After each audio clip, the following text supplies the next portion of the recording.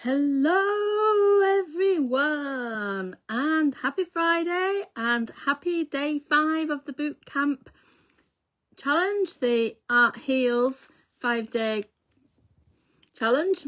It might not feel like a challenge to some people, it might have felt fun. For other people, different challenges, different creative prompts might have felt quite challenging.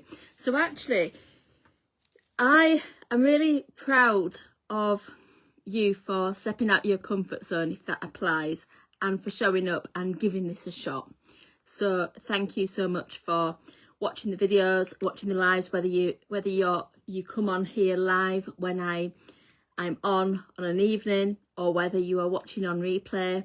I really appreciate you for showing up and hearing me out, hearing me talking about how art is healing and helpful for self-care. And yeah, thank you so much for this week. Hi Catherine. So today the theme was empower, and as you know, we've got 5 different focuses that you might want to be thinking about when it comes to art making for self-care. And there's so many different ideas around this, and this is a way to simplify years and years and years of theory. Lots and lots of books about art therapy can get really confusing. And so actually being able to think about whether you're making art to pause essentially, and to regulate your emotions and to activate and energize yourself, or whether you're wanting to explore certain things, explore some thoughts, feelings, experiences, whether you're wanting to express yourself in some way, or whether you're doing it as a way of maybe developing a project, and that can be really empowering. So with the word empower, often people, like the task this morning, I set you to think of a word and create something from that word. So I had a couple that I'd found from ages ago. This is one that I'd done ages ago. I don't even know if it's back to front for you, but it says pow and oil pastels around. So I ended up sticking this in my sketchbook, adding the pink afterwards. And at the time, the reason why I created this was that it might have been last year or maybe the year before. It was a long time ago. It's old. It's an old picture, but still very relevant. I had a word of the year that was POW, and it stood for present, organised and wholehearted. And that was something that felt really exciting for me. Sometimes people have those word of the year, and it might be something like focus, or it might be something like adventure, or it might be something like gratitude, something like that. But I had these 3 words together, and I really liked that. And when I was reflecting on it later on in the year, somebody had said, pow, it's like power. And I was thinking present, organised, wholehearted. E was expressive or expression, and W, I think I'd had, or R, spelling it wrong, P-O-W-E-R, R was ready. It's like, right, I'm ready. And the reason why this was so important at the time was that I had owned it. I had created a meaning of it. And the word wasn't just about the word. So the word pow, with this kind of graphic around it, could look like a cartoon. Bish, bash, bosh, pow.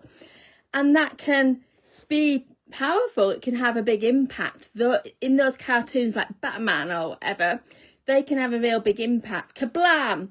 And so can a word. So what we say to ourselves, the type of words we use when we're thinking and talking about ourselves, can have a huge impact on us emotionally.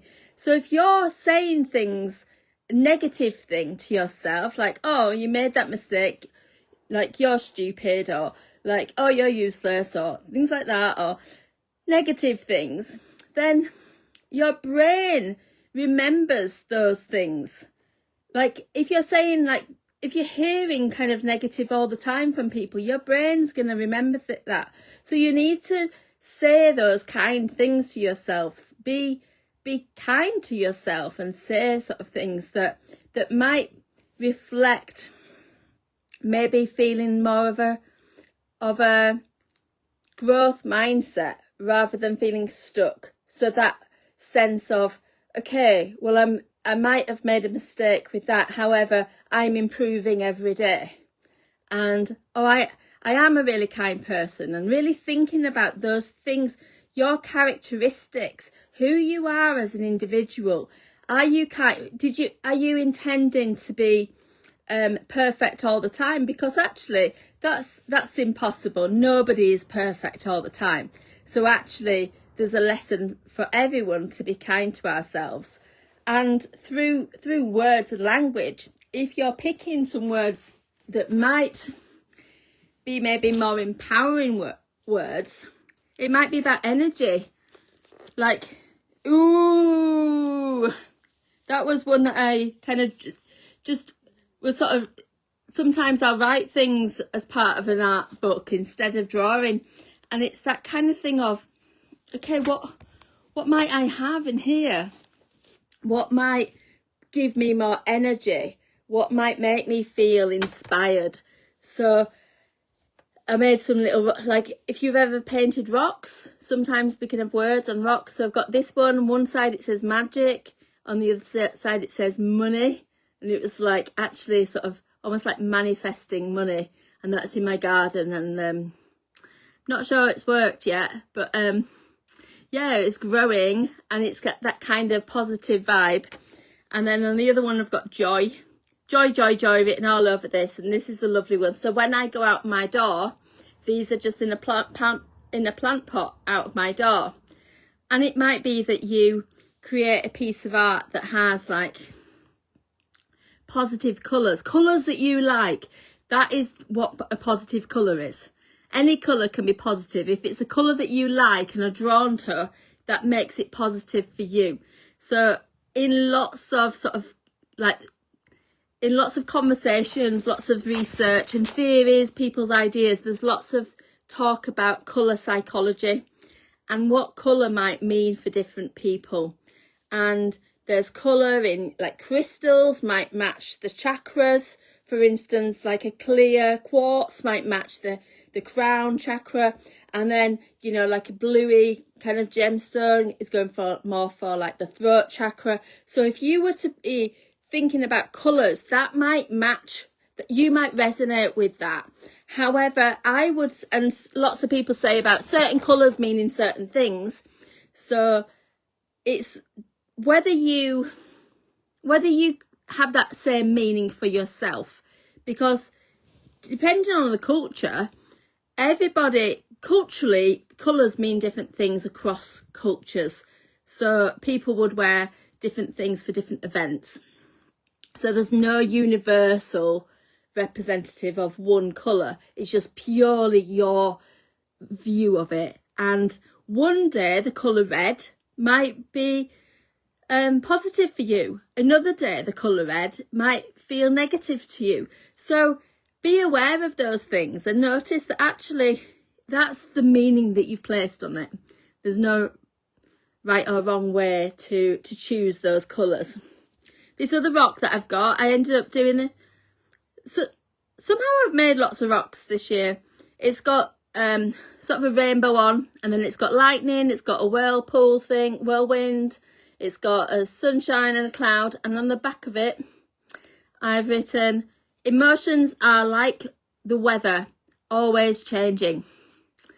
And I would say, like stroking it's quite nice, it's like there you go there.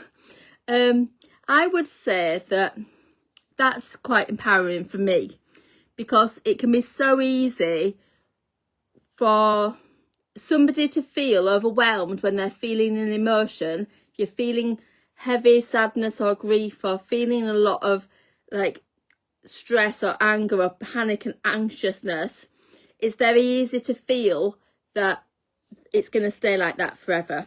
However, actually, recognising it a bit like a cloud like seeing, if you look in the sky and see a cloud, and then just imagine, like, put a word in that cloud, like that might be anxious, and then just watch as that cloud moves. Or you can imagine it in your head. You to close your eyes and imagine it, or draw it. You might want to draw clouds moving in the sky, draw the weather and how that could change, and then maybe bring in something else, bring in another cloud that's got a different emotion attached to it. And if you're feeling quite wobbly, it can be quite hard to maybe bring good meaning to those things. So that's why it can be really important to trust where you are and accept where you are. And that was the word that I wanted to work on today, just to be drawing out the word trust for me. And there's lots of times when I'm feeling that need to sort of lean into trusting, and lean into maybe colouring in ways and drawing in ways that align with me and that feel like strong, that can be it can build my confidence. Now there, I think I might have, that's not gone according to plan. So I was about to say that's gone wrong, and I caught myself then. I didn't want to say that's gone wrong, because actually that's telling my brain that there's a mistake. However, actually saying it's not gone according to plan and then doing something else. So actually what I did there is I started to draw this as, it looked more like an F than a T. And so actually I've made that line thicker so it stands out. And what I might then do is build these lines up like stronger. And I think actually there's a really lovely happy accident from that, because actually when it comes to trusting, and when it comes to, you know, working on your goals, doing different things in life, making some art that might be using a different material to what you used to, or navigating some challenges in your life, trusting yourself and trusting others might mean allowing some of those mistakes and uncertainties to happen, allowing your emotions to show up. I'm quite enjoying the fact that these pens are starting to run out a little bit as well at the moment. So I've kind of coloured that sort of in. This could be my background, you see. What I like to do is have a balance between really curvy scribbly lines and then bringing in sort of a pattern. So I've got a diagram a bit like that here, where it started off like really messy, and then add in more specific shapes and lines. And what that does is allow you to scribble and do something like really random and spontaneous, like really quick, and then slow down and start drawing something different. So with this, I've got that word trust, and I actually think because I drew started drawing F instead of a T, it's made me think that there's more to it. So trusting isn't just about getting it right, it's trust the process. So we could even add the process at the bottom of it. Trust the process and trust that things will work out in the end, sort of thing, and trust the sort of decision, divine timing. There's something about that. So all of these words that I'm choosing resonate with me. You might have something that resonates with you more, that you feel good about, that matches how you are feeling, that gives you, that might activate you. So I'm curious what kind of words you would say were empowering for you, that were maybe giving you a boost of confidence, that made you feel more able to do things, that made you feel that you had a choice over things. So the word choice can fit in with that. I think there's something about working in some of the other videos. I've done things big. I've been on the floor and I've drawn things quite big, and I personally find that when I'm drawing big, I can do things that are more expressive, and when I'm drawing something in my sketchbook, then that's when I might be more more accurate, more controlled. So if I'm doing an observational drawing of a landscape or something like that, it might be smaller, and then if I then want to make it bigger, then it becomes maybe less precise, more sort of loose paint brush strokes and things like that. So I'll show you an example of that in another video, perhaps next week or something, but not now, because I just want to sort of focus on this for now. But I think sometimes it is, again, it's that chance for you to be able to say, I've made this, that's a one-off piece, that's a standalone piece to express myself or to express where I am now. You might not develop that any further, or you might look at a piece of art and say, actually there's lots of ideas from that, so I'm gonna do some more like that. I'm gonna do some more of that theme. I'm gonna do more of those trees, or more of that landscape, or more of those handprints, sort of thing. So yeah, it's like some of those things, like I was talking to Mum earlier, who's been posting things in this group, Dorothy Andrews. She's been sending things to me and posting them in the group, so she's not very tech savvy, and that's okay because she's still been doing the tasks. And she's shared with me about feeling empowered is about putting on a nail hand cream and things, and she's talked about doing exercise and her frustration of what she might not be able to do, but then striving to do what she can do. And she took pictures of the flowers out in the garden yesterday, and it was just like really nice to have her contribute. So I'm curious what other words people have got, because like part of that conversation I was saying about how when I'm looking after myself and doing better self-care, whether it's a physical sometimes people think self-care is maybe just one thing, but it can be lots and lots of things. So I've been doing a lot of things with my skincare recently in the last few months, and I feel like my skin feels better to me. Other people might not notice, but I feel better for it. And I've been using my cleansers, and I've been using sort of things under my eyes and a lot before I go to bed as well. And I probably need to drink more water. That would be a good idea. That would help my skin as well. However, I feel proud that I've been disciplined enough to actually do that. And that is doing something that might feel a bit hard, that you might have to put a bit of effort in, can be really empowering, because you can prove to yourself that you can do it. So every time, and that's how you can build confidence. So every time you think, oh, it's a hard thing to do, it's like, right, I'm going to do it bit by bit, one step at a time. So you might start off by, and make a promise to yourself.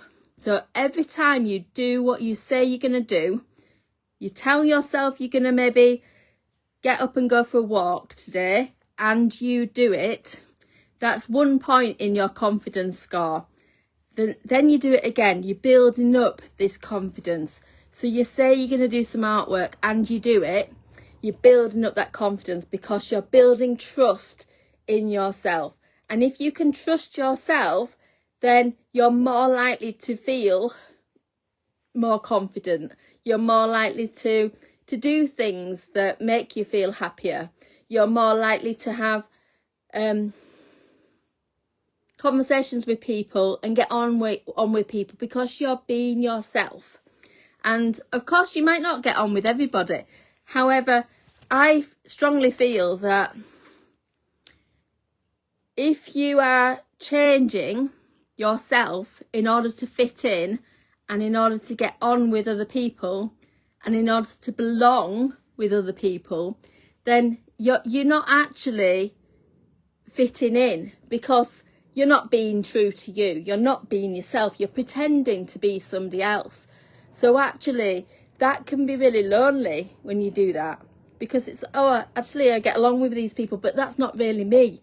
So my invitation to you is just to notice when you are being yourself, when you're being true to yourself, and just like those ideas of, oh, I'm just in my element now. Notice when you're doing that, and it just those moments when you feel good. And off the back of that, a lot of people in this group might already do this. You might already do this. I've done this before, but haven't done this consistently for a few years. So sometimes when something good happens, we forget about it. I think that we often forget about all the positives. When something negative happens, we can go, suddenly we can remember every single thing that's negative that's ever happened in our lives and all the mistakes and everything. However, if you were to ask about like all the positive things, my guess is that if you were to write down the positive things that you've done today, what you're grateful for today, then that might be harder than thinking about the negative, because our brains focus more on the negative, because it's just our brains are a bit weird like that sometimes. So one thing to do is to either write in a little notebook or draw a picture or something that might represent that experience. You can have a jar to put that in. It could be that you have different days out that you've been on. Say if you've gone on a nice day out and you have the bus ticket from where you went, you could put that in your jar. And then at the end of the year, we're just over halfway through the year. So at the end of the year, if you were to get the jar out and look through, then those memories, those moments of joy, those glimmers, those things that you've enjoyed and that you felt proud of, or that you laughed about or something, can all come back, and you can have a read through them. And some of them you might have forgotten some of them, but some of them might be really strong in what you're in your memory, and really bring back that memory and bring back that feeling.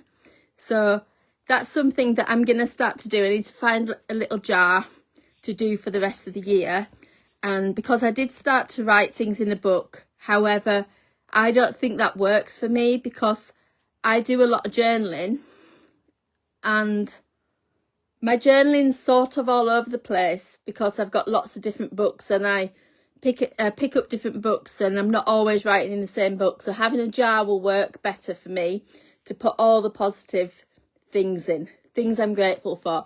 And it might be that some things are an object, like some things could be an object, some things could be a word, some things could be maybe somebody's name, maybe, that you remembered, or it could be the date, or it could be a photograph, it could be anything. And it could be, you could do it digitally, you could do it on your phone as a digital thing if you want. It's up to you. Maybe make a folder. You can have a little folder on your phone that's like good stuff, and then things you're grateful for, and then have a look at it at the end of the year and see what that's like. Or if you're feeling down and you're needing a bit of a pickup, have a little look at that. So that's my words of wisdom of today. And something that I wanted to speak to you all about is that as part of this 5-day challenge, I have some little prizes for people, because I'm really pleased. I wasn't sure how people would engage with this. I've never done this sort of challenge before or delivered it. I've been part of lots of challenges like this. And so actually, I'm going to do one more challenge. I'm going to set one more challenge for you tomorrow morning relating to this. I'm going to set you a challenge tomorrow morning, and I'm going to be offering some prizes of either, this is for people that have been engaging. So if you're catching up and you're needing to catch up, you've still got a bit of time, and I'm wanting to offer some mini one-to-ones with me, or a digital course, depending on whether you'd like to maybe have a little session with me to create something, or whether it's maybe more about like learning some different ways to use art therapeutically. So I have a digital course called Creative Healing Kickstart, and that has the starting part of it talks about the art heals, focus 5, activate, regulate, explore, express and empower. And then there's a guided drawing exercise in there. And then there's ways to overcome blocks in there, and things about materials and techniques. So I'm in the process of merging my courses and upgrading that particular course. So by the time you get it, if you chose to do the digital side, that would have more videos in and more of the art exercises in. So I'm going to be picking some people that you can choose to have a digital course or a one-to-one with me, depending on what you prefer. And if neither of those apply and I feel that you've engaged really well, then I'll come up with something that I think matches you personally. Because for some people who've been working with me already, those things might not match. And yeah, I'll come up with something that feels aligned with you based on what I know of you. So look out for tomorrow's bonus challenge. And I won't be able to go live tomorrow night to do the competition, but because I'm out all day Saturday and all day Sunday. But look out Monday night. Next Monday night we'll do sort of a bonus live, and you need to stick around for this, and I'm going to be giving out some prizes. So this also relates to the offer I have available that I shared a video about earlier today, to do with a group for women that don't have children over the summer holidays. So it's called the Lighthouse. And so actually I'm going to be sharing more about that over the next sort of coming weeks. And if it applies to you, then you'll be welcome to come along to the group and to book your place. If it doesn't apply to you, then actually working in a different way might be better for you. Working in maybe the one-to-one sense might be better, or being curious about what else might be coming up in the group. So hope you have found this video useful in some way, that you may be inspired to go and do some of your own artwork if you haven't already done some today. And I'm going to be coming up with a magical piece of art prompt for tomorrow for you to do, that you can do sort of any time over the weekend. But thanks so much. Take care. Bye bye.